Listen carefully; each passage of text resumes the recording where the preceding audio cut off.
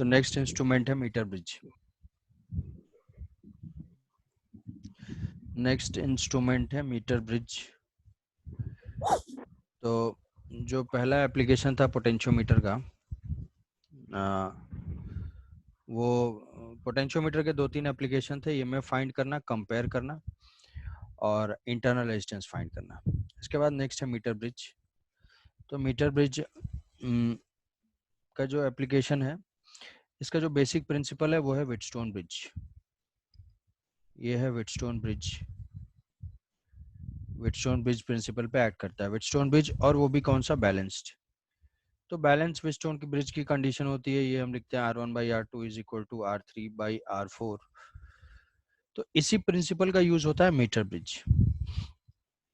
अब metre bridge जो है, वो मीटर ब्रिज का मतलब है कि उसकी जो लेंथ है, जो वायर यूज होता है, उसका सर्किट डायग्राम देखोगे पहले कि इसका सर्किट डायग्राम है सेम उसी टाइप का है, पोटेंशियोमीटर के टाइप का है।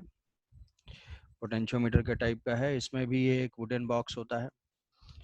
ये वुडन बॉक्स है, यहाँ पे ये है वुडन बॉक्स, और इस वुडन बॉक्स में ये थिक मेटेलिक स्ट्रिप है। थिक मेटेलिक स्ट्रिप, थिकनेस इसकी ज़्यादा है क्योंकि क्रॉस सेक्शन एरिया इसका ज़्यादा है। इसका क्रॉस सेक्शन एरिया इसलिए ज़्यादा रखते हैं क्योंकि अगर याद करोगे R is equal to rho L by A, area जितना ज़्यादा होगा तो इसका रेजिस्टेंस कम होगा। तो कनेक्टिंग वायर की तरह से ये एक्ट करता है, इसका रेजिस्टेंस सर्किट में इंक्लूड ना हो, इसलिए इसको ब्रॉड रखते हैं, थिक रखते हैं। और ये मेटेलिक स्ट्रिप ये वुडन बॉक्स पे फिक्स्ड होता है, ये वुडन बॉक्स पे जो है वो फिक्स्ड होता है।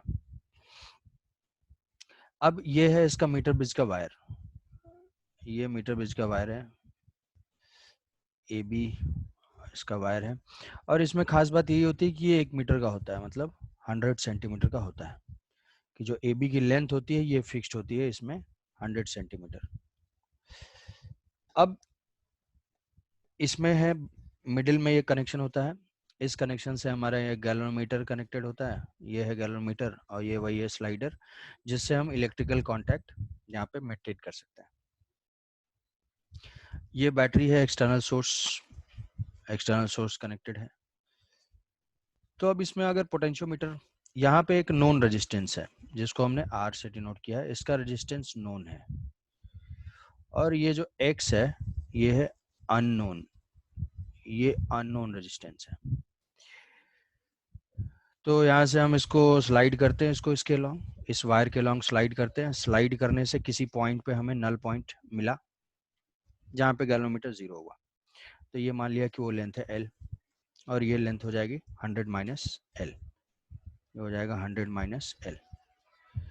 तो अब अगर इस सर्किट को रीड्रॉ करोगे, ये जो पॉइंट्स हैं मार्क करके कि ये पॉइंट तो है A, ये पॉइंट है B, जहाँ पे कॉन्टैक्ट 0 मिला वो पॉइंट है D, जहाँ से गैल्वेनोमीटर कनेक्टेड है वो है C, और वो पोटेंशियल के डिफरेंट पॉइंट हैं A, B, C, D।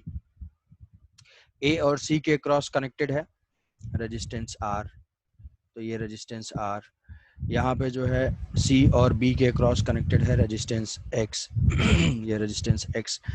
L length का जो वायर है उस वायर का रेजिस्टेंस है रो L divided by cross section area A।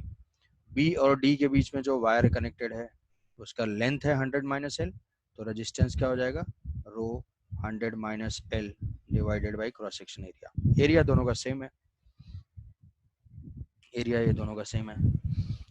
और C और D के बीच में है गैल्वेनोमीटर। तो हम क्या करते हैं कि इस वायर को स्लाइड करते हैं, स्लाइड करके नल पॉइंट ढूंढते हैं। नल पॉइंट पे गैल्वेनोमीटर के थ्रू करंट 0 होती है, करंट 0 होगी तो इसमें 0 डिफ्लेक्शन होगा। तो उस केस में हम क्या मानेंगे, जब इसमें करंट 0 है इसका मतलब हम कंक्लूड कर लेंगे कि ये जो व्हीटस्टोन ब्रिज है वो बैलेंस कंडीशन में है। तो बैलेंस कंडीशन में है तो हम यहाँ पे इक्वेशन लिख सकते हैं कि R डिवाइडेड बाई ये rho L divided by A is equal to X divided by rho 100 minus L divided by A। ये रो और A इसको कैंसिल आउट कर देंगे, तो यहाँ से जो X की वैल्यू आ जाएगी इस इक्वेशन से, X is equal to 100 minus L divided by L into R। तो ये एक्सपेरिमेंटली हम लोग लेंथ मेजर करेंगे, एक्सपेरिमेंटली लेंथ मेजर करेंगे, और वहां से वैल्यूज पुट कर देंगे। ये हमारा नॉन रेजिस्टेंस है, तो x की वैल्यू आ जाएगी, तो अननोन की वैल्यू आ जाएगी। तो ये था सिंपल एप्लीकेशन है। तो इसमें कुछ क्वेश्चन दिया हुआ रहेगा, फिर से वही एच सी वर्मा में क्वेश्चन देखोगे या पास्ट ईयर के क्वेश्चन देखोगे, तो ऐसा ऐसा कुछ कुछ होगा। यहाँ पे एक रेजिस्टेंस कनेक्टेड है, ये है, फिर हमने उसको इससे रिप्लेस कर दिया। तो बेसिक इक्वेशन यही लिखना है, और उसके बाद जो भी दो कंडीशंस देंगी उससे जो है आंसर आ जाएगा। अब एक है एंड करेक्शन, एक चीज होती है इसमें मीटर ब्रिज में। तो ये हमारा फॉर्मूला कि x is equal to R 100 minus L by L। अब एक पैरामीटर होता है एंड करेक्शन। तो एंड करेक्शन क्या है? वो है कि जो ये मीटर ब्रिज का वायर है, इस मीटर ब्रिज के वायर में जैसे मान लो ये है, और यहाँ पे हमारा स्लॉट था जहाँ पे यहाँ पे R कनेक्ट किया था और यहाँ पे X कनेक्ट किया था, और इसको यहाँ से कनेक्ट किया था, ये है वायर AB।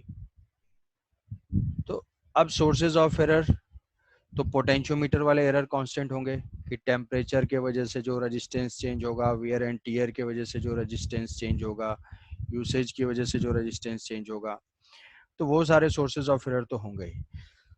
दूसरा एक इसमें एंड करेक्शन नाम की चीज आती है, जिसका मतलब है कि यहाँ पे एक स्क्रू होता है, और इस स्क्रू में वायर को हम ऐसे ऐसे वाइंड करके रखते हैं, ऐसे वाइंड करते हैं। तो इस वाइंडिंग की वजह से, मॉइस्चर वॉइस्चर की वजह से कभी इसमें एग्जैक्टली 100 सेंटीमीटर ना हो। जैसे मान लो ये स्लॉट तो 100 सेंटीमीटर का है, लेकिन मान लो कार्बन वार्बन की वजह से या कुछ डस्ट की वजह से डायरेक्ट यहाँ से कनेक्शन नहीं है, ये हो सके किसी और पॉइंट के साथ कनेक्शन है, यहाँ पे कुछ एक्स्ट्रा लेंथ इंक्लूडेड है। तो हम तो यहाँ पे कंसीडर कर रहे हैं कि 100 सेंटीमीटर है, बट इस पॉइंट पे कुछ एरर के वजह से, एक्सटर्नल कंडीशंस के वजह से कुछ एक्स्ट्रा लेंथ इंक्लूडेड है, तो उस एक्स्ट्रा लेंथ को हम बोलते हैं एंड करेक्शन। और एंड करेक्शन को एक्सपेरिमेंट स्टार्ट करने से पहले फाइंड कर लिया जाता है। तो वो एंड करेक्शंस की वैल्यू डिफरेंट एंड पे, जैसे ए एंड पे है अगर अल्फा और बी एंड पे है बीटा, तो जिस साइड का एंड करेक्शन होता है उसी के लेंथ में हम ऐड कर देते हैं। जैसे यहाँ एल आया था, ये 100 माइनस एल था, तो इक्वेशन जो लिखेंगे 100 माइनस एल की तरफ कौन सा है? बी एंड है, बी में कितना एंड करेक्शन है? बीटा। तो जो एक्स की वैल्यू हो जाएगी वो हो जाएगा R 100 minus L plus beta divided by L plus alpha. Extra length है तो उसी साइड की लेंथ में ऐड हो जाएगा, और फिर वही इक्वेशन अप्लाई कर देंगे। तो इसमें क्या करते हैं कि इसमें दो वैल्यूज लेते हैं, इसको फाइंड कैसे करते हैं क्विकली बता दे रहा हूँ कि यहाँ पे तो ये अननोन है।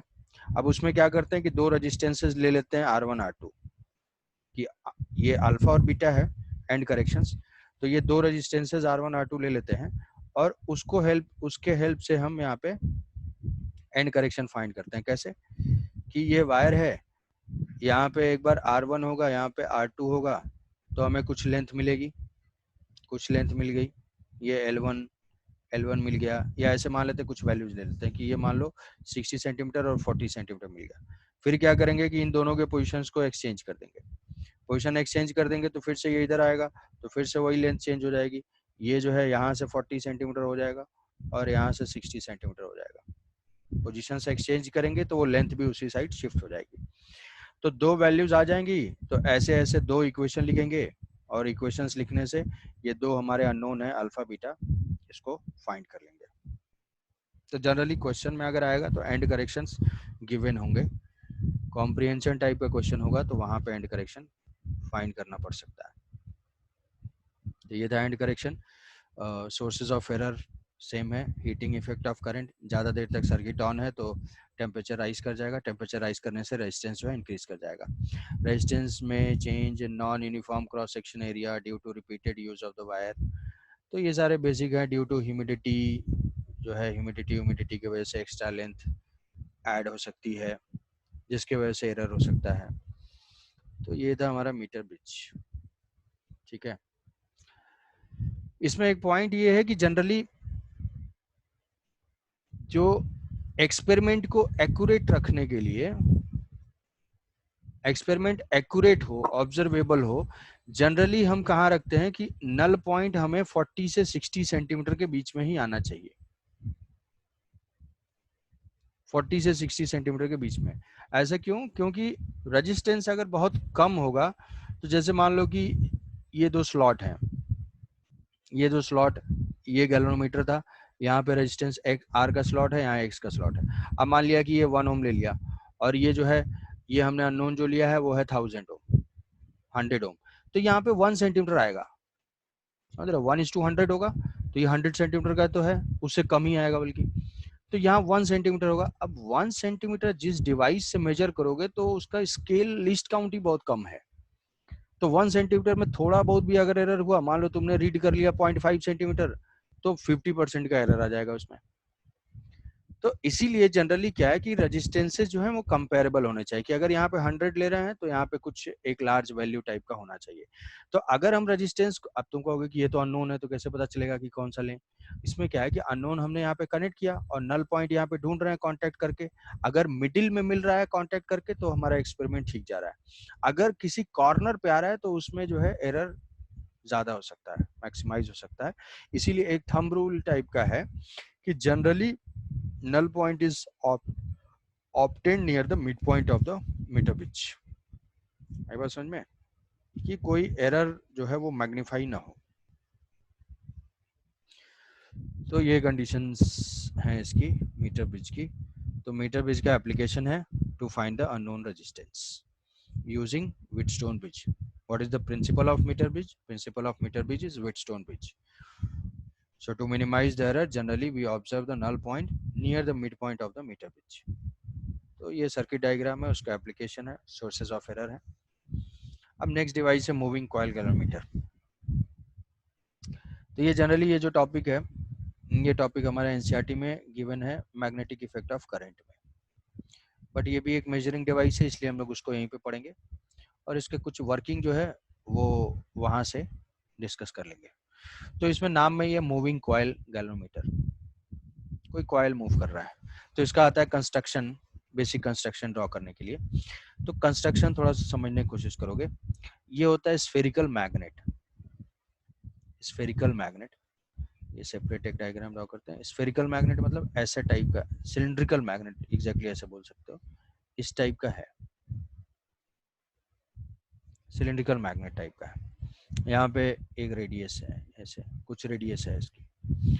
ऐसा एक परमानेंट मैग्नेट है। ये मैग्नेट दो टाइप के होते हैं, इलेक्ट्रोमैग्नेट और permanent magnet.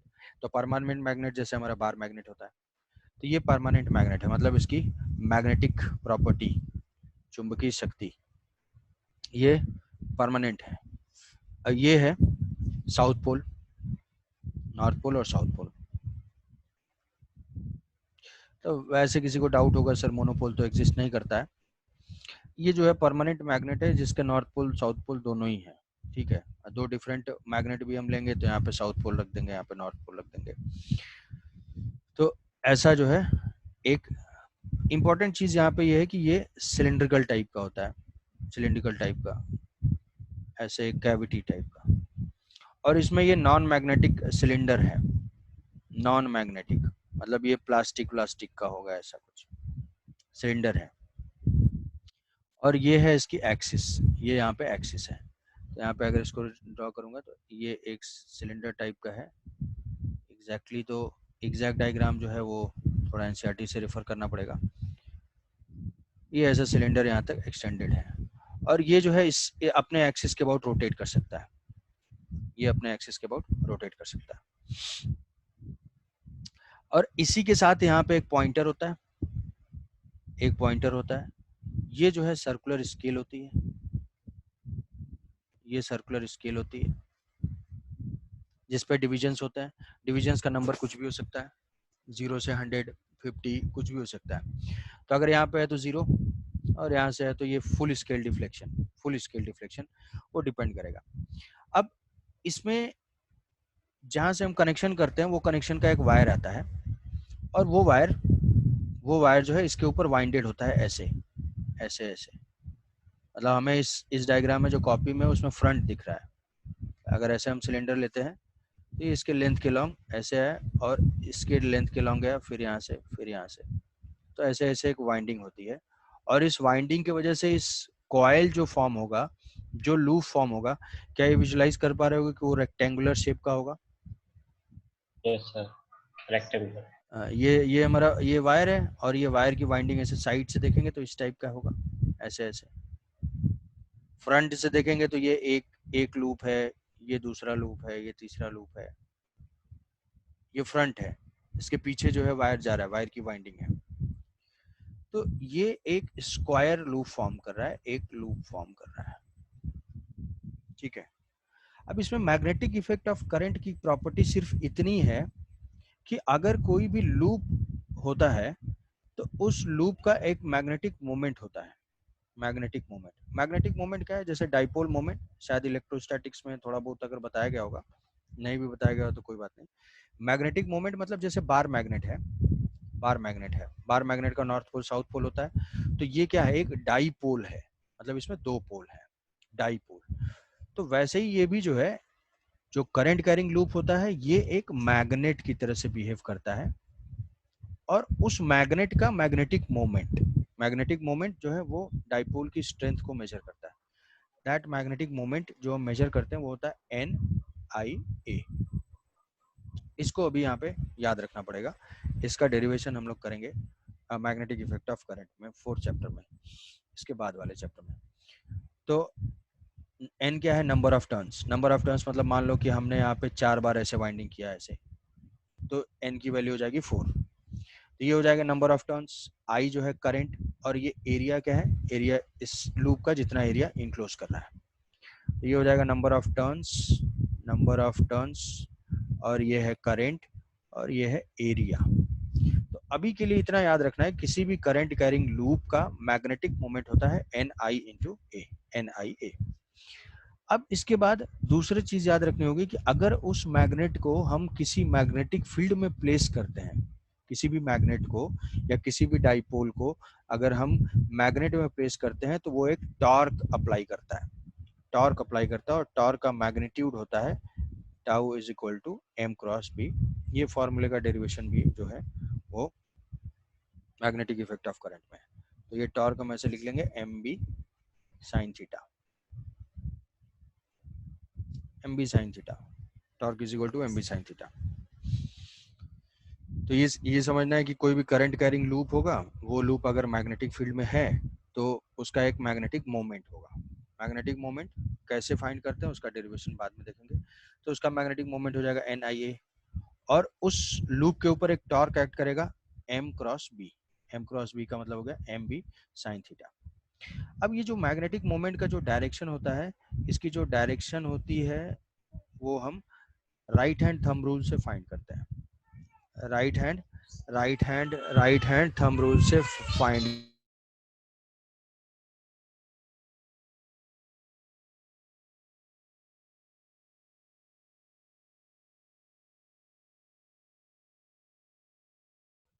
Right hand thumb rule से इसको फाइंड करते हैं।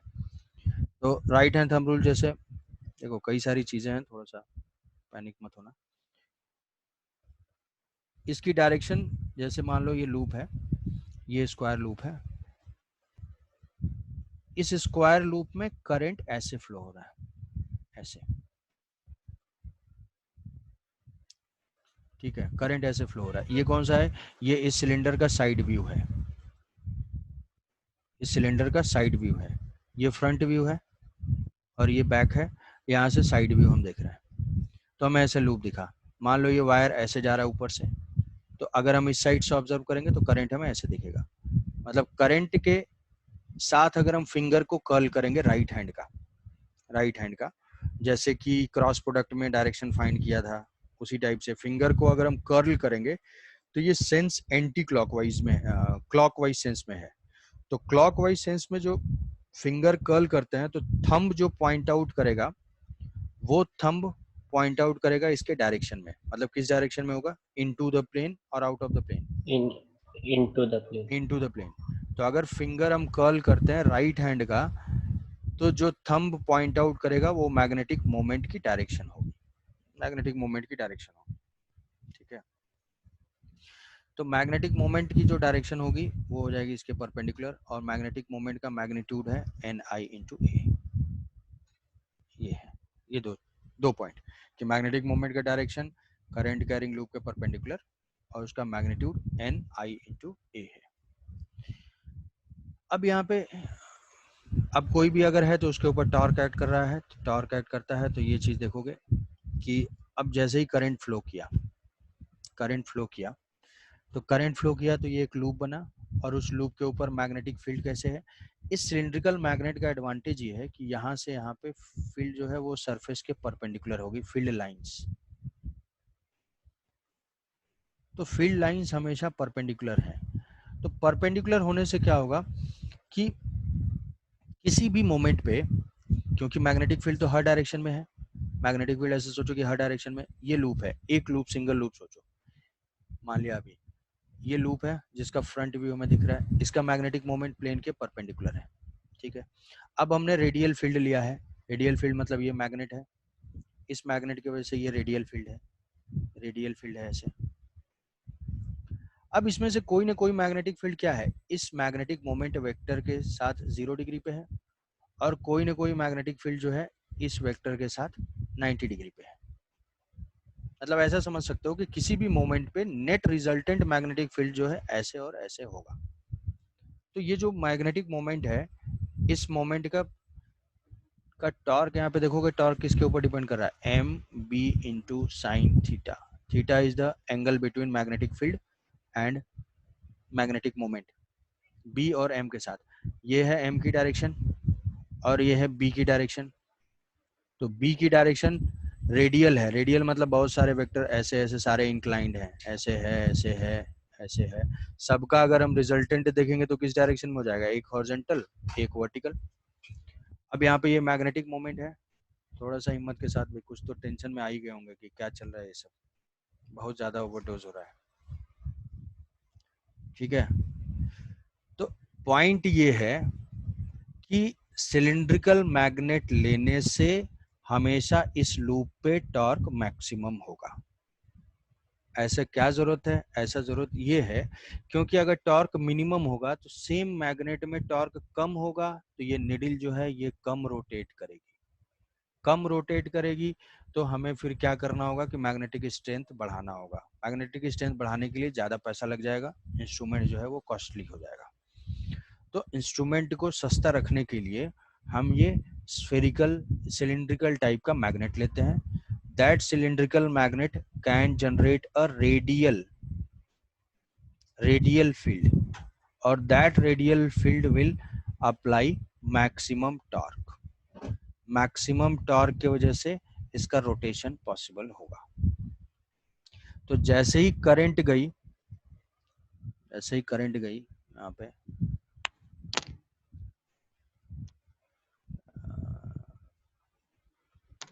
जैसे ही इसके थ्रू करंट गया, ये था मैग्नेट, ये यहाँ से ये लूप है, यहाँ से करंट एंटर किया, ये है north pole and south pole, north pole and south pole. यहाँ से करंट एंटर किया, इस करंट की वजह से इस पे टॉर्क एक्ट किया, टॉर्क क्या हो जाएगा, m इंटू बी। तो टॉर्क एक्ट करेगा, तो टॉर्क एक्ट करने से ये हो जाएगा एन आई ए इंटू बी, इतना एक्ट करेगा टॉर्क। अब टॉर्क एक्ट किया तो ये सिलेंडर जो है ये रोटेट करेगा, ये सिलेंडर जैसे रोटेट करेगा। अब मान लो करंट ऑफ हो गई, तो ये उसी केस में नहीं रहेगा, यहाँ पे एक निडल पे एक ऐसे स्पाइरल टाइप का स्प्रिंग होता है, जैसी करंट गायब होगी वैसे ये वापस घूम के अपने ओरिजिनल पोजीशन पे आ जाएगा। आई बात समझ में कुछ? करंट से मैग्नेटिक मोमेंट की वजह से टॉर्क, टॉर्क की वजह से रोटेशन, रोटेशन की वजह से डिफ्लेक्शन। सर वो स्प्रिंग वाला और एक बार बोल दीजिए ना सर। डिफ्लेक्शन की वजह से रीडिंग, मतलब जैसे मान लो एक बार निडल है, निडल में करंट गई, निडल रोटेट हुआ, अब हाँ सर। निडल रोटेट हुआ, मान लो करंट हट गई, स्विच ऑफ कर दिया हमने, तो उसको ओरिजिनल पे आना है ना, तो अपने आप तो नहीं आएगा, हाँ उधर से कोई ना कोई टॉर्क एक्ट करना चाहिए। तो वो टॉर्क हाँ कौन एक्ट सर। करता है, यहाँ पे एक छोटा सा स्प्रिंग ऐसे लगा हुआ होता है, ऐसा स्पाइरल टाइप का छोटा सा स्प्रिंग होता है कि जो अपोजिट डायरेक्शन में टॉर्क, ये जैसे घूमेगा, जैसे करंट चली जाएगी तो ये स्प्रिंग उसको वापस घुमा के अपने ओरिजिनल पोजीशन में लेता आएगा।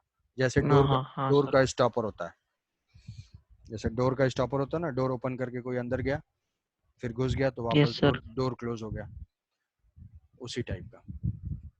हाँ सर। ठीक है, थैंक यू सर। तो ये चीज थी। तो ये इसके पैरामीटर्स हैं। गैल्वेनोमीटर है, तो गैल्वेनोमीटर के बेसिक कंपोनेंट यही है, मैग्नेटिक मोमेंट, मैग्नेटिक मोमेंट इसका है NIA, उस मैग्नेटिक मोमेंट की वजह से टॉर्क, और जितना ज़्यादा करंट होगी, जितना ज़्यादा करंट होगी उतना ज़्यादा टॉर्क होगा, M into B, M into B is equal to NIA into B. जितना ज़्यादा करंट उतना ज़्यादा टॉर्क, जितना ज़्यादा टॉर्क निडल का उतना ज़्यादा डिफ्लेक्शन, तो टॉर्क जो है टॉर्क के प्रोपोर्शन में ही डिफ्लेक्शन होगा। तो यहाँ पे हम लिख सकते हैं कि टॉर्क के प्रोपोर्शन में डिफ्लेक्शन होगा, तो इसको हम लिख लेंगे torque is equal to some constant into theta. K theta rotation हो रहा है, टॉर्क को यहाँ पे पुट कर देंगे, torque is equal to NIA into B, NIA into B, NIA into B is equal to K theta. तो यहाँ से थीटा बाई आई, यहाँ से थीटा बाई आई क्या है, डिफ्लेक्शन पर unit current, theta divided by I is equal to BAN divided by K, theta divided by I. तो इसको बोलते हैं ये क्या है, डिफ्लेक्शन, कि जैसे 1 एम्पियर करंट सेंड किया तो कुछ डिफ्लेक्शन हो गया कुछ 10 डिग्री, 10 एम्पियर करंट सेंड करेंगे तो हो जाएगा कुछ उसके प्रोपोर्शन में 100 डिग्री। तो ये थीटा बाई आई है डिफ्लेक्शन पर यूनिट करंट, डिफ्लेक्शन पर यूनिट करंट, इसको बोलते हैं करंट सेंसिटिविटी, ये होता है करंट सेंसिटिविटी, करंट सेंसिटिविटी।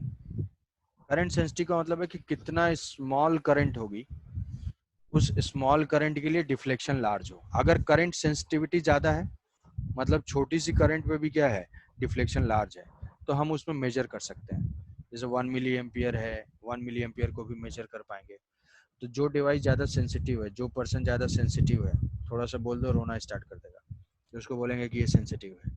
उसी टाइप का अगर डिवाइस सेंसिटिव है, तो डिवाइस सेंसिटिव का मतलब क्या है कि अगर स्मॉल से स्मॉल करंट को भी वो डिटेक्ट कर पाएगा, तो वो मेजर होता है ये थीटा पर यूनिट करंट। और ये बी जो है वो मैग्नेटिक फील्ड है, ए क्रॉस सेक्शन एरिया है, एन नंबर ऑफ टर्न्स है। तो ये सारे पैरामीटर्स जो है, तुम्हें ये नहीं सोचना है कि ये हम कैसे फाइंड करेंगे, ये नहीं सोचना है कि इसको कैसे फाइंड करेंगे, ये चीज क्वेश्चन में गिवन होगा कि जो ये के है, टॉर्शनल कांस्टेंट, ये के जो है वो स्प्रिंग का है, एरिया, मैग्नेटिक फील्ड, ये सारा कुछ गिवन होगा। तो फाइंड द करंट सेंसिटिविटी, तो यहाँ से करंट सेंसिटिविटी फाइंड कर सकते हैं। ठीक है,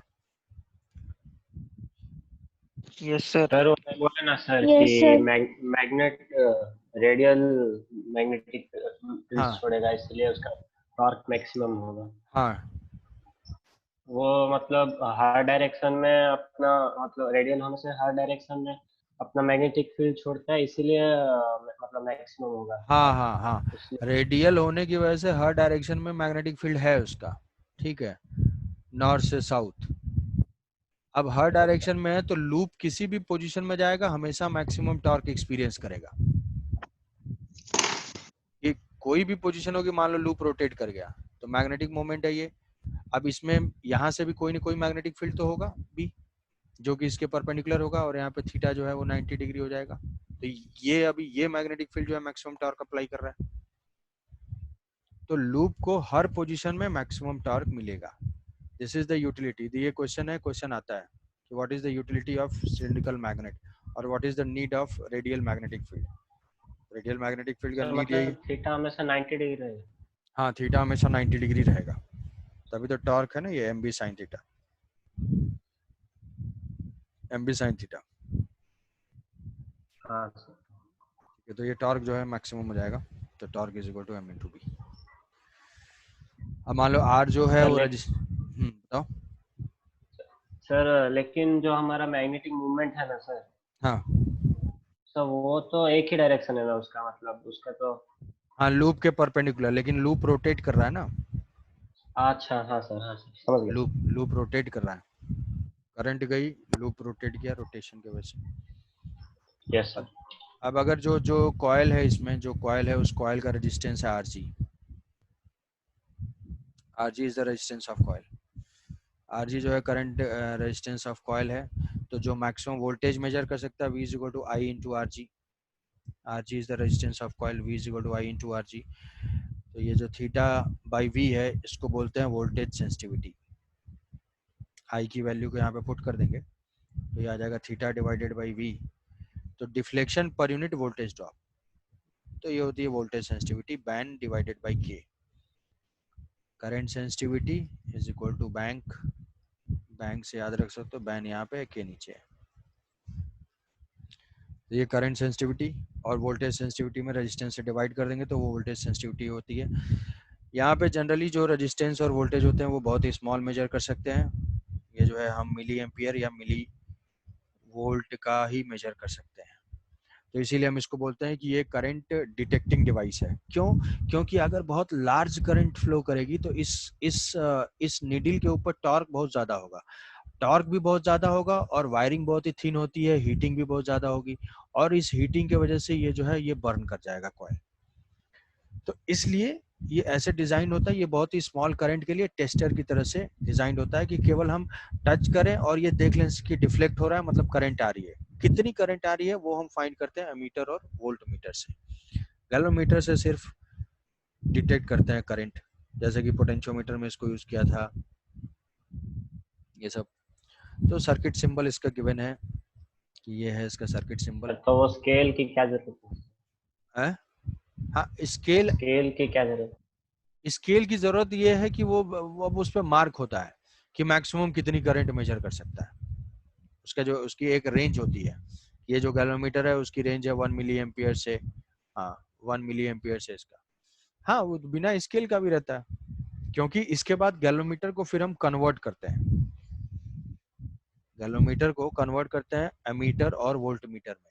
तो अमीटर और वोल्ट मीटर, मान लो किसी के एक्सपेरिमेंट की रिक्वायरमेंट है कि हमें 20 वोल्ट मेजर करना है, किसी को रिक्वायरमेंट है कि मुझे 400 वोल्ट मेजर करता है, तो सबके हिसाब से वोल्ट मीटर मार्केट में नहीं बनेगा, जिसको जैसी रिक्वायरमेंट होती है वो कन्वर्ट करता है।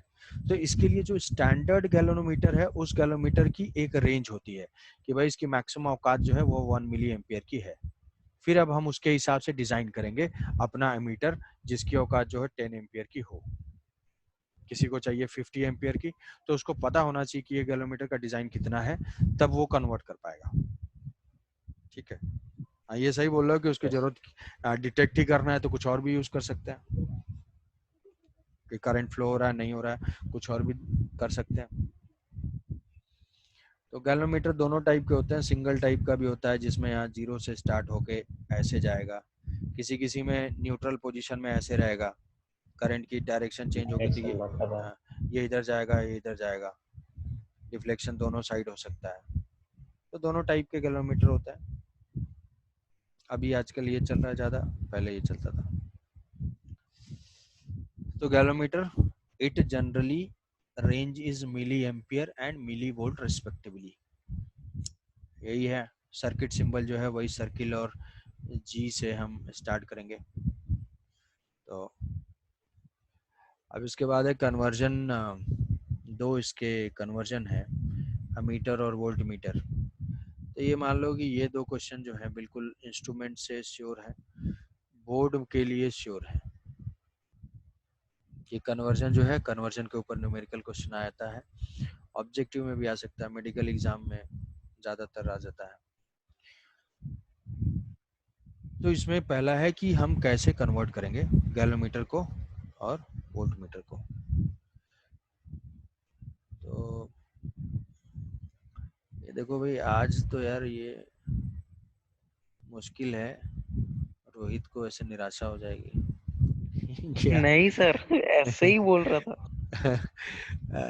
नहीं ठीक है, कल हम लोग खत्म करके कल इलेक्ट्रोस्टैटिक से स्टार्ट कर देंगे।